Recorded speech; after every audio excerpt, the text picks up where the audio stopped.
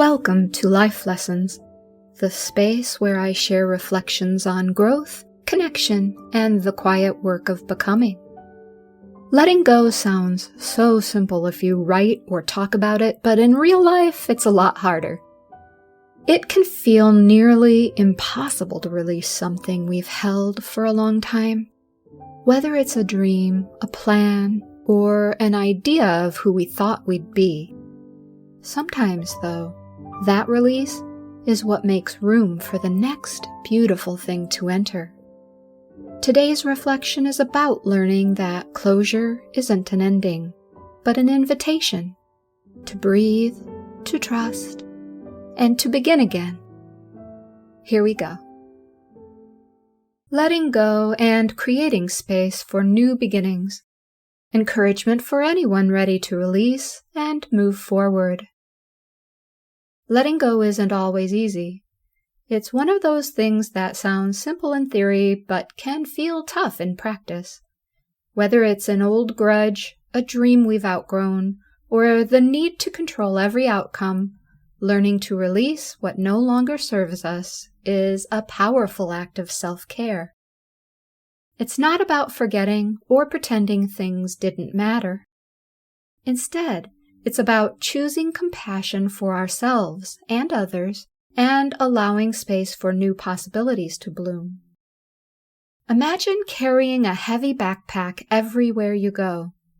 At first, maybe you barely notice the weight, but over time, it starts to slow you down, maybe even hold you back from exploring new paths. That's what holding on to resentment, fear, or regret can feel like. When we finally decide to set that backpack down, there's a sense of relief, a lightness that lets us move forward with more energy and curiosity. For me personally, I let go of a dream to sing as a career. I made excuses about how I'd find time to pursue my dream later, once I settled in after college. Once I acclimated to newly married life, after the children were a little older. I did feel pangs of resentment once that few years stretched to 10, and I realized that the dream was slowly slipping toward unattainable. I now had a steady job, bills to pay, 2 more children, and music was a career that involved odd hours, unreliable wages, and significant time away from family. Along this journey, I grieved a little at times for the loss of that dream. More importantly, I started leaning into music as a hobby. I pursued community theater, performing in musicals on occasion. I also became a bit of a wedding singer. I got lucky enough to be asked to perform the national anthem at a AAA baseball game and a NASCAR race. Those events afforded me a level of validation.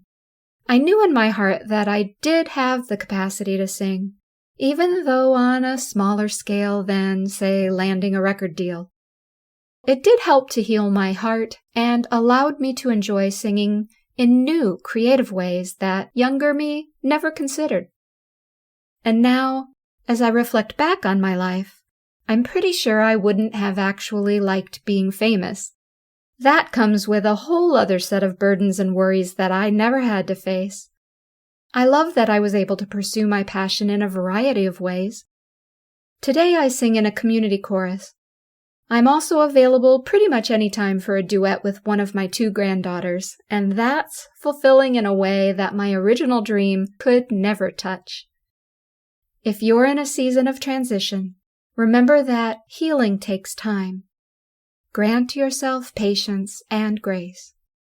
Celebrate the lessons you've learned, even the tough ones, because they've helped shape who you are today. Take time to consider other paths that may embrace your dream on a smaller scale. It's perfectly okay to rest as you figure out what comes next. Trust that you're safe, supported, and worthy of happiness. Letting go isn't about giving up. It's about opening up. When we release fear and welcome courage, we make room for joy and abundance. We can close old chapters gently and look ahead with hope.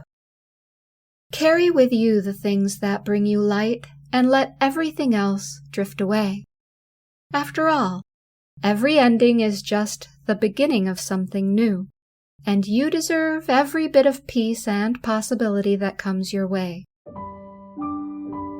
The end.